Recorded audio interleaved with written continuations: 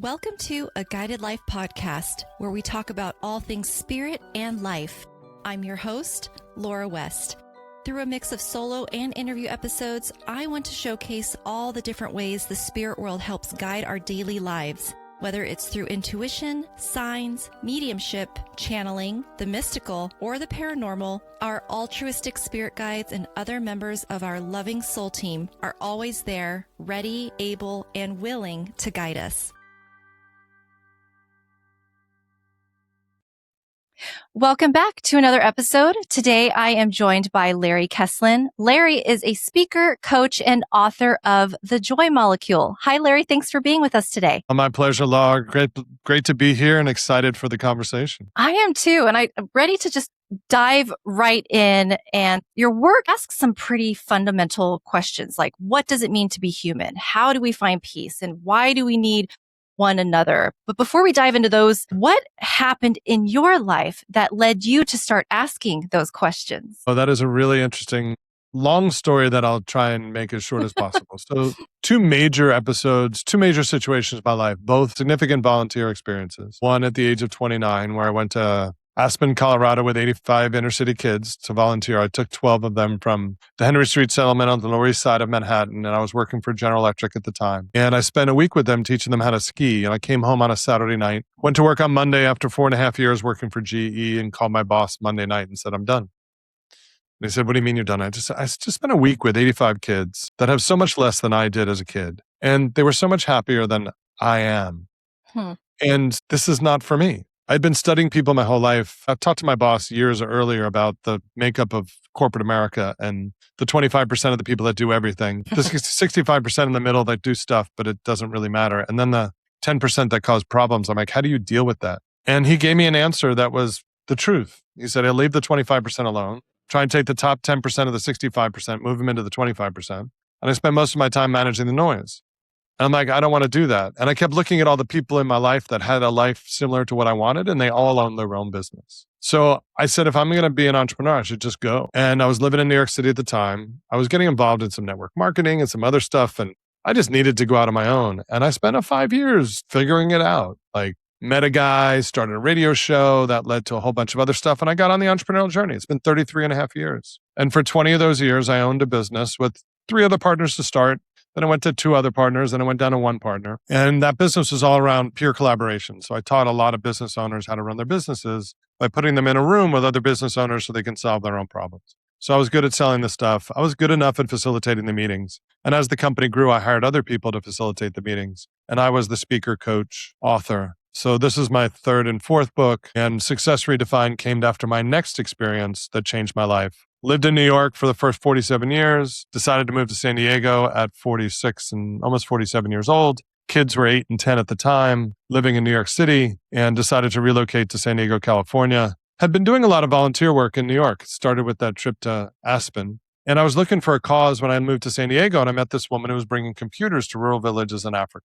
And when I first met my now ex-wife, she was about to take a trip to South Africa and go on safari. And I'm like, that sounds really cool. And we didn't know each other well enough. She was going with her sister, so I didn't get to go.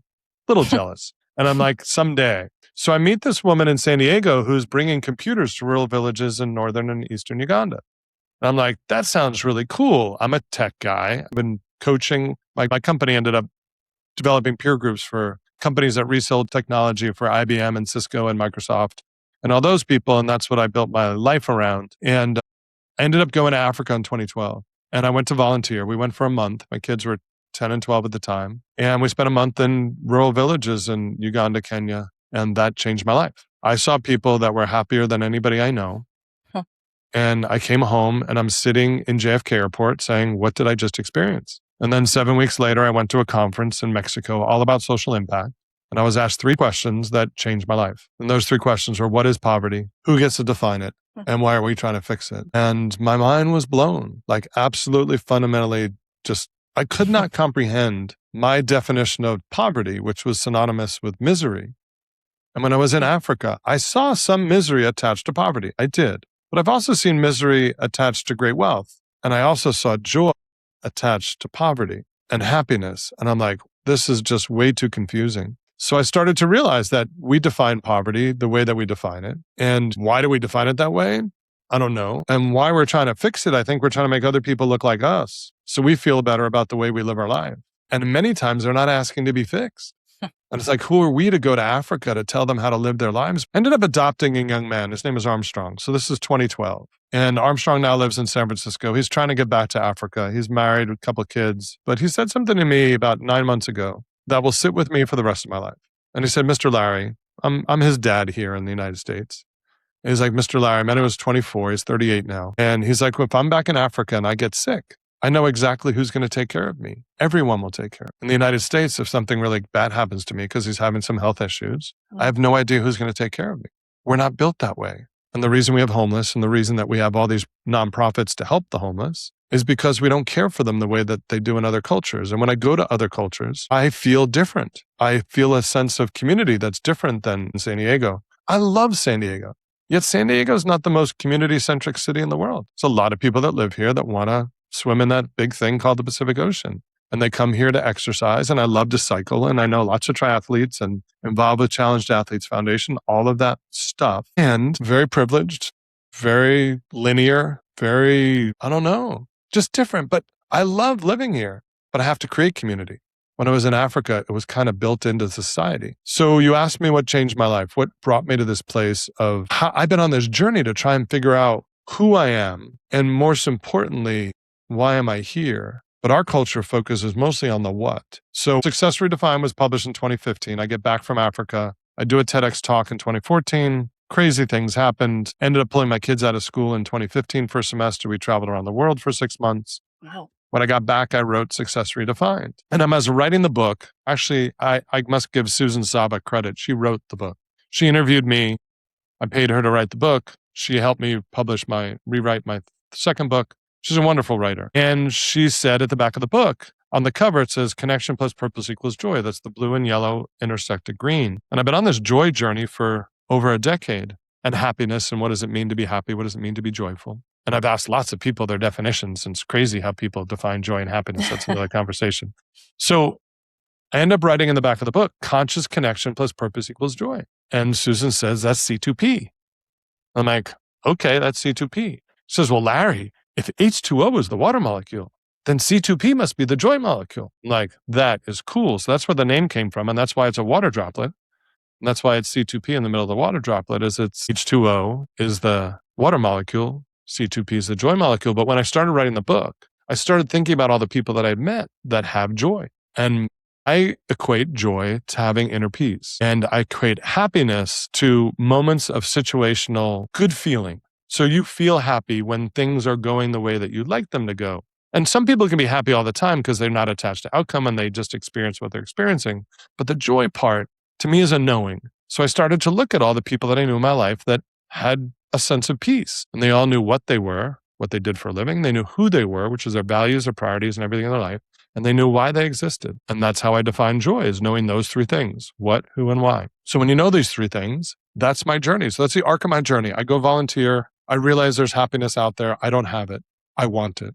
I spent 20 years building a business because I thought making money would make me happy. And that didn't make me happy either, although it gave me choice, lots of choices, the ability to travel 42 countries. And I haven't done it on a shoestring budget. I haven't done it on a lavish budget. I kind of do it in the middle. And I find the people that I meet in these other countries to be amazing, and spend time in Southeast Asia. I've spent time in Australia, New Zealand. I've been to Europe. I've been to Africa. And I've been to 48 of the 50 states. And I just meet lots of people. And I ask lots of questions. And I see a lot of, I don't know if trauma is the right word, but a lot of desire to be something because society told them they're supposed to. So in my book, I have this rule called the 20-something rule. And I believe that the world teaches us who it wants us to be for the first 20 years of our life. And we have a choice somewhere around 20 until we die. And that choice is, do I live out the way I was taught to live?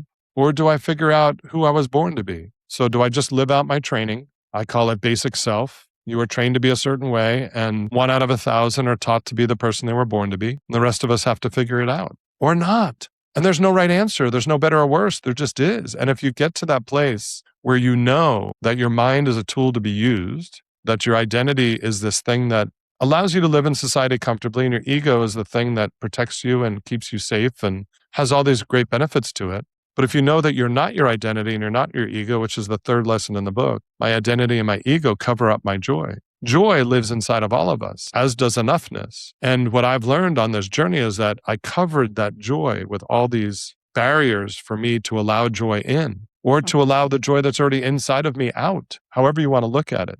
But when I talk and I give speeches, it's like I have my company's called 5 Dots. And each of my lessons, 8 stories, 5 lessons I've learned, I peel away another dot and it gets me closer and closer to my joy, which is already there. So what we're doing is we're unlearning the beautiful human that we were when we were born. That being that's inside of us was magical when it was born. And then it started to be pushed in directions based on your parents' needs and your siblings' needs, and then your teachers and your friends. And I believe that over time, your true self ends up in the trunk of the car, and you get to decide whether you want to pull it out and wipe it off and decide where it sits in the car, or you live out a life that you were taught. And again, not better or worse, no judgment. I think we're here to wake up to figure out where we are on this. I call it the continuum from abject poverty to oneness with God. And we're all on somewhere in between that. And when you're in survival mode, nothing matters other than survival. And I think most of the people that I've met in survival mode are happier than the people that are not in survival mode, like true survival mode, because they connect with each other. And I think that connection is due to the fact that their purpose is to survive. So that's my belief system at this point. And again, I tell everybody that I don't know if I'm right. And it doesn't matter. What matters to me is that this belief system that I've developed is conscious and chosen and allows me to live with peace and allows me to separate from the thoughts that go through my head that tell me I'm not enough or I'm not joyful or whatever, I'm not present. Because the only moment that exists is right now. And the only opportunity we have is to be the person that we were put here to be. And that's my journey. And I help other people find that same path, that I'm a being having a human experience. I have a mind. I have a body. I have these thoughts that go through my mind, and their input. And their input based on 62 and 11/12 years of traveling around the sun from everybody around me that I've experienced, which is 1/8 billionth of humanity. And that's my belief system. How can that be truth? There's 8 billion others of us that are having different experiences, and they're all programmed differently, and we're all human, and we're all one. How can my belief system be real? So every time I have a thought that doesn't serve me, I'm like, shut up, go away. It's like a bully. And I just look at my mind as a tool that I get to use versus most of my life for 6 decades. I thought that I was my identity. I think many people do, definitely. You mentioned that you've heard many different definitions of happiness and peace, but I wanted to hear what your definitions were and how are they similar? How are they different from each other? So I believe joy is, to me, synonymous with inner peace. And it's knowing what you are, who you are, and why you are. That's my definition of joy. It's a sense of knowing. So I've been through a bunch of experiences in my life, everything from motivational workshops to weekend retreats to meditation retreats to you name it. Climbing ropes courses. I've tried a lot of things, a lot of international travel, all of that, to experience life. And about 5 years ago, I was listening to Sam Harris on the Waking Up app, and he said, you can't meditate to a place you've never been. And that got me thinking, okay, so if I can't meditate to a place I've never been, I was in a men's group for 7-8 years. And all my friends in the men's group, they were doing psilocybin and they were doing ayahuasca. They were doing all these plant medicines. I'm like, I don't need that stuff. I'm fine. I'm good. And then Sam Harris said, you can't meditate to a place you've never been. And I'm like, and he started talking about psychedelics. I'm like, you know what? Maybe it's time. Maybe it's time to test this. So in 2021, maybe I did my first group experience. Maybe it was 2022. And I do my first group experience, I do probably 3.5 grams plus some Wachuma in my first experience. And it was beautiful. I mean, I could see through my hand. I went into the bathroom. The wood frame in the picture was alive. It was spectacular. And the colors and all of it was just magical. And it felt great for a couple of days. Ended up doing another one, larger dose, maybe 9 months later, did another one, got divorced, did another one. All 4 of those were the groups. The last one I did a pretty big dose. And the medicine hit me. Within 20 minutes. Usually it took an hour plus to get under. Oh. This one was 20 minutes. I went straight in and I just sat in my zero gravity chair, laughing hysterically. The medicine stayed with me after. I was pretty manic. And I had challenges with the group afterwards because I was so locked in and so focused. And so that was a challenge for the other people there when I did it in a group. So I never did it in a group again. And then at the end of 2024, I'd gotten divorced in 2023. And I spent a couple months going through a really dark time in my life, realizing that I'd ended a marriage after 25 years, my kids, the effect it had on them. My kids loved both of their parents, were good. Yet I felt a lot of pain, a lot of depression. And I realized that the depression was about me wanting to be saved. And I learned that lesson that the only one who can save me is me. And then in December of 2025 and December of 2024 and then January 25, I did 2 large dose journeys with a guide, one-on-one, in my own apartment. The first one, I got to the edge of my mind and I saw something magical about my parents and my siblings, that they were exactly what I needed in order to be me. And I kind of released them from their obligation and the things I always wanted them to be in order for me to be happy. And I was just happy and I was glad that they were my parents. And ever since then, it's been so much easier to be with them because I've let go of a lot of it. Now, I'm human, so I'm not totally lost with all of it, but I feel so much more at peace. And then my friend said, Larry, you were so close. I'm like, so close to what? I mean, he says, I could see you. You were so close. And he says, I'm going to Spain for a couple of weeks. It was literally Christmas week. He says, I'm leaving. I'll be back second week of January. We'll do this again. So it's now 3 weeks later, comes to my apartment and we do another large dose. And I think I still had some of it in me from 3 weeks earlier. And on that journey, I laid down on the couch. My friend gave me this music set called Music for Mushrooms. I'm sitting there listening to music and I'm laying on the couch and my body's dancing. And the guy I'm with, his name is Michael. I'm like, Michael, my body dances. And he's like, yeah, Larry, your body dances. That's cool. And then I started to leave my mind. Like I got past my mind and I realized that the time before, my mind was strong. It wanted to hold on to control. It wanted to believe that it was the boss of this being. And when it left my body and it went off on its own little journey, I'm sitting there talking to Michael and saying, Michael, it can't be this easy. He says, Larry, it's this easy. Because I saw all the relationships in my life and I started to see without my body, all this guideposts in my life. And there were people that I had envy for and people that I was jealous of. And the journey kept saying to me, stop. There's no envy. There's no jealousy. You're here to love. You're here to be loved. You're here to teach. You're here to learn. You're here to do all of it. And nobody's better than anybody else. You're just all student, all teacher. So I get back from that journey, get back into my body. I thought I ascended. I thought I was gone. I didn't think I was coming back. And I'm like, this is it. This is perfect. This is life. Beautiful thing. And I come back into my body and Michael's like, you doing good? I said, wow. I'm like back in my body. And he's like, I got to go. I'm like, what do you mean you got to go? He says, I got some things I got to do. You're good. I bought some soup. I had a big loaf of sourdough bread and I'm just sitting there eating this stuff. And for the next 3 or 4 days, I am flying, sleeping 3 hours a night. And then the first chapter of this book came out 8 days later.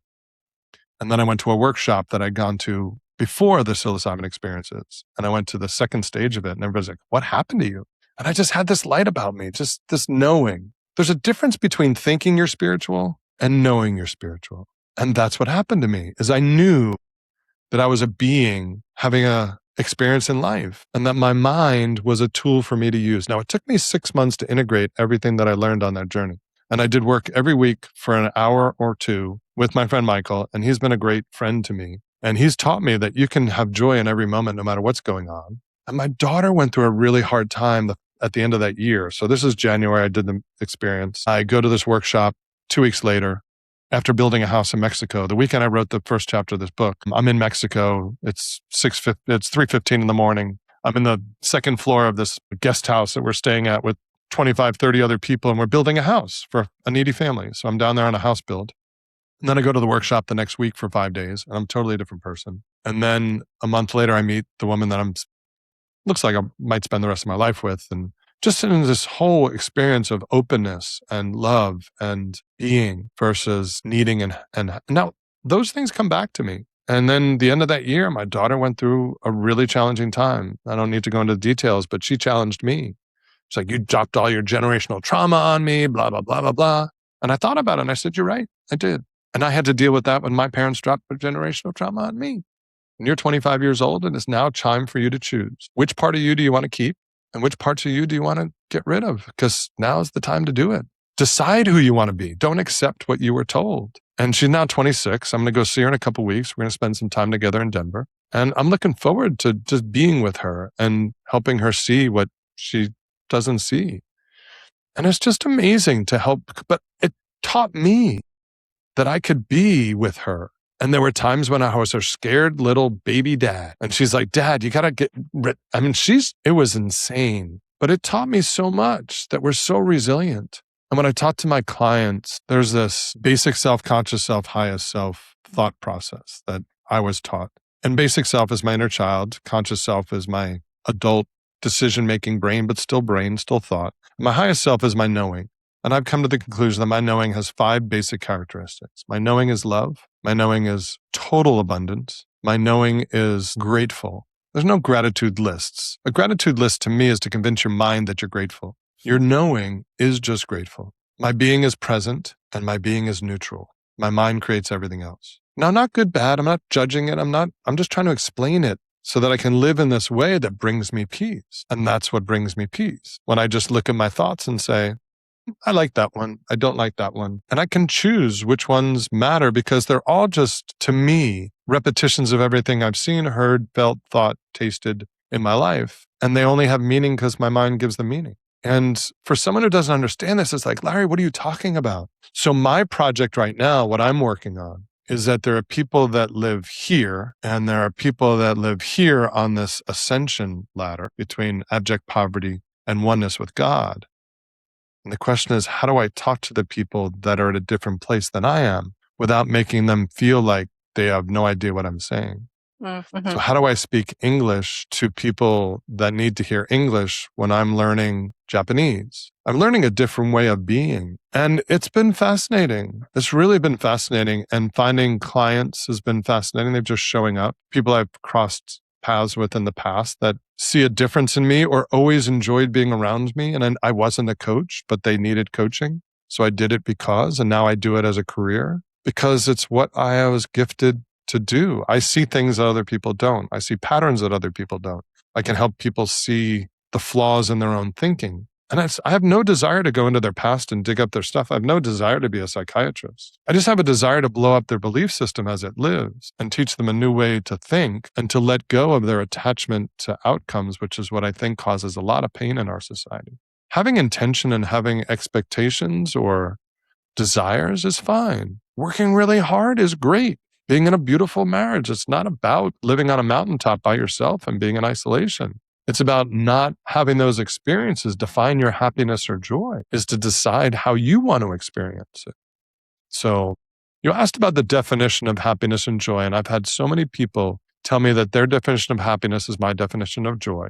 And happiness is easy for me. Happiness is getting my needs met. And happiness is situational. And the less needs you have, the easier it is to be happy. The original working title for Success Redefined is When Wants Become Needs. And I think that's the epidemic that we've been facing in our society, is that we have turned wants into needs. And I have 8 basic needs that I have, 7 plus 1. So food, water, shelter, safety, love, air, and health.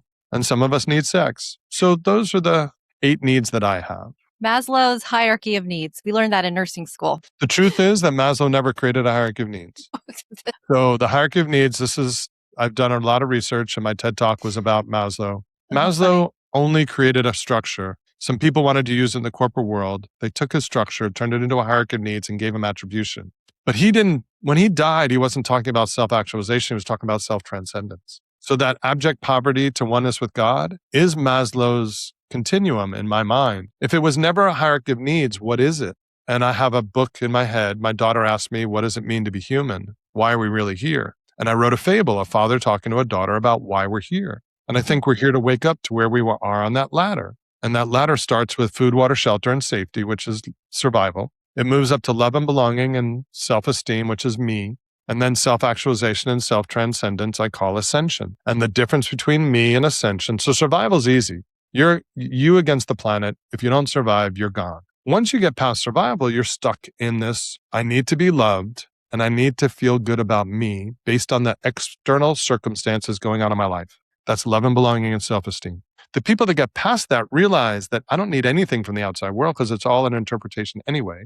It's all just a computer processing. I don't touch. I really don't feel. They're just things I was told that happen with my body. So when you get past the shift from me to ascension is stop blaming anything on the outside world and just realize things are unfolding the way they're unfolding. And you get to decide based on the wounds that you have inside, whether those wounds are going to win, or do I want to heal those wounds and let my highest self be free from the pain? Because the joy is just in us. The enoughness is in us. We just cover it with all these stories that were taught to us. So that's how I see it. So my story to my daughter is all these different levels of survival, me, ascension. And we're here on this ladder. We're supposed to figure out where we are, reach down to the people below us and say, how can I help you up? And then reach to the people above us and say, what are you seeing that I don't see? And I think that's why we're here. And this whole game of identity and ego and making money and all that stuff is a game. It's a video, whatever you want to look at it. But the true reason for being, for me, is to be present to what is right now. That's it. That the past is the past. The future is a potential. And the more I live in the future, the less I live in the present. And the more I worry about the past, I mean, it's useless. It informs us. I'm not saying it's totally useless, but it's useless when it comes to happiness and joy, because those are all experiential and in the present moment. And when I'm present with people and I get to share my story, it feels good. And my project, personally for me, is to find language that I can touch people that don't understand what I'm saying. So I'm talking to somebody that later this week I spoke to, and she's on a similar path. She says, Larry, I'm talking to the average business person here, and you're like starting over here and going here. I need to change my language, because I tell people I work with people that are about successful but not happy. Mostly men between 35 and 60 that are struggling with their own identity and their ego. And they believe they are their identity and their ego. And I can help them understand through just a conversation that it's all BS. Not in a bad way, not in a good way. There's no judgment about it. It's just you're attached to a lot of things that you were taught had meaning. And the only reason they have meaning is because you were taught they had meaning. And if you weren't taught they would have meaning, then they wouldn't have meaning. You had mentioned the who, what, and the why. Like if we can define our who, what, and why, how do you help people define those things? Because it sounds simple, but I think you might have to dig. Actually, I do it in a different order, and I'll tell you why. So it's what, who, and why. And the reason that they're in that order, if you look at the back of the book, they're actually, the molecules are different sizes. So the what down here is the smallest one, the who is the next biggest one, and the why is bigger than that. And I made them that size because that's the depth of connection mechanism in the joy molecule. At the end of the day, this is all about unlocking human connection. We're not seeking joy to just be joyous. We're not seeking purpose to be purposeful. I think we seek these things to connect more deeply with ourselves. And when we connect more deeply with ourselves, we connect more deeply with others. I think that's why we do it. So human connection in the age of AI and humanoid robotics. I'm writing stuff now about the campfire as the original gathering place for safety and warmth and community and love. And we have every iteration of advancement in society has taken us away from that deep human connection. And we've gone from the campfire to the farmer, to the church, to the suburb, to the industrial world, to the suburbs, to the television, to the screen, to the multi-generational families being blown up, to remote work, and now to AI and technology and robots. And at each stage, we lost a little bit of human connection. And it's like we're the frog in the water, and it's boiling, and we don't even know what's being taken from us with each level of advancement. So that's the true root of it all. So the what, the who, and the why are the level of connection. A what connection? What do you do for a living? What's your favorite sports team? That's okay. And I was talking to a friend of mine who's a speaker, and I said to him, I want to get back on stage, and I want to hand people a card with 50 questions on it that have nothing to do with what you do for a living. Because when I got back from my trip, so we took 6 months, travel around the world, nobody asks me what I do. For 6 months. I come back to San Diego, I go to my first event, and somebody says, so what do you do? And I start messing with people. I'm like, I'm a dad. And at the time I was a husband, and I'm an athlete, and I love to travel. I'm like, no, what do you do? I'm like, well, that's what I do. You want to know how I make a living? That's a whole different conversation. So I said to my friend, I want to give away a card with 50 questions. I said, Larry, why do one card with 50 questions when you create a deck of cards and have 50 questions on each individual card? So I created these spark cards, conversations that count. It's 54 questions around who and why, because they're better questions than what. So I have a whole handbook that I work with clients. The what is your ikigai? What is it you're here to do? What is it that the world needs that you can make money from, that serves your purpose, that is aligned with your reason for being? So that's the what. And I help people create what statements. The who is your values, your priorities in life, the wheel of life values, and I help people create their who statement. And then the why piece is the interesting one. I've had a lot of people tell me that they can't figure out their why. They can't figure out their purpose. I said, stop looking. Like, what are you talking about? I said, for some people, purpose is not as big a deal as people make it out to be. Like, their family might be enough. They don't need this big, grandiose, I need to go save the world. It's not about that. Some of us have that in us. That's me. I need to go do big things. But the woman I'm dating now and the woman I was married to for 25 years, they don't need big purpose to be happy. Not everybody does. It's about the connection. If you can create connection without needing the purpose, then purpose is not as important, but connection is. So I think your purpose lives where you find the deepest connection. And most people that have wounds in their spirit, so your spirit comes in your body when you're born, and it experiences life with you until it wakes up or it doesn't.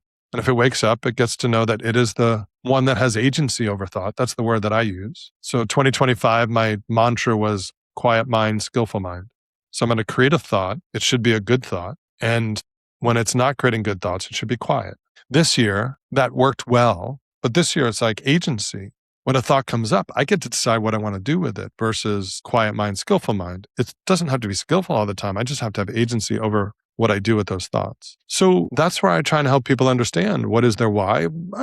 It's important to a point, because at the end of the day, it's not about why, and it's not about joy. It's about deep connection to the truth. I don't know if that's the best word to use, but we'll use it for now. You could play with any word you want. Spirit, soul, source, oneness, consciousness, whatever word you want to use. That's where peace lives, in knowing, not thinking that you're spiritual, knowing that you're a being living inside a skin sack with all these gifts and all this wisdom. The question is, what does your spirit do with it?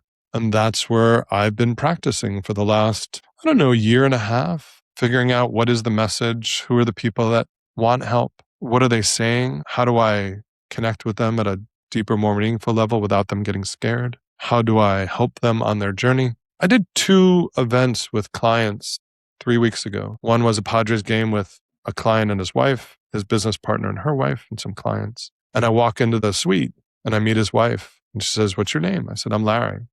And she says, "You're Larry?" I'm like, "Yeah." She gave me the biggest hug. I said, "Thank you. My husband's happier than I've ever known him to be." And the next night I went to a client's 50th birthday party. And his wife happens to be a therapist. And I walked in and she said, "What's your name?" I said, "I'm Larry." She said, "You're Larry?" I'm like, "I'm Larry."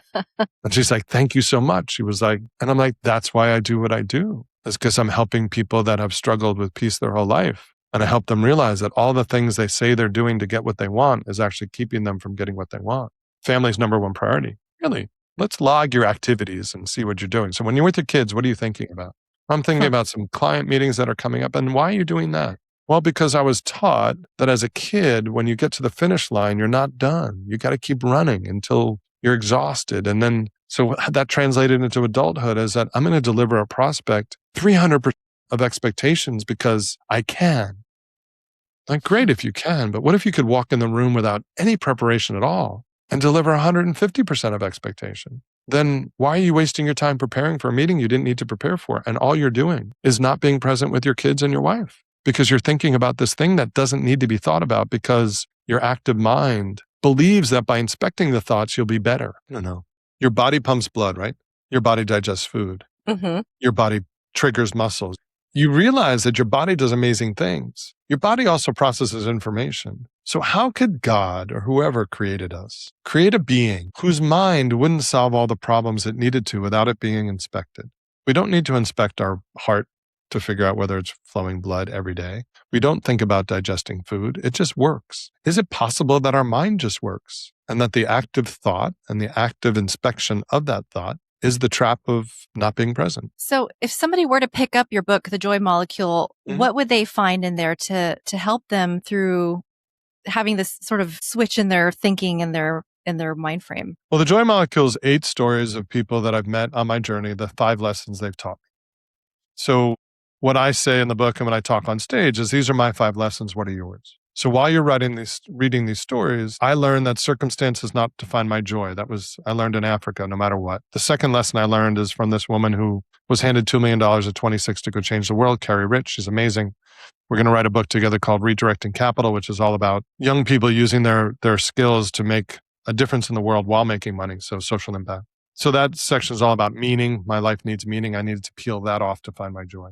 The third set of stories are 3 challenged athletes. One gentleman who's blind, who I rode a bike from San Francisco to San Diego. His name's Jeff Mata.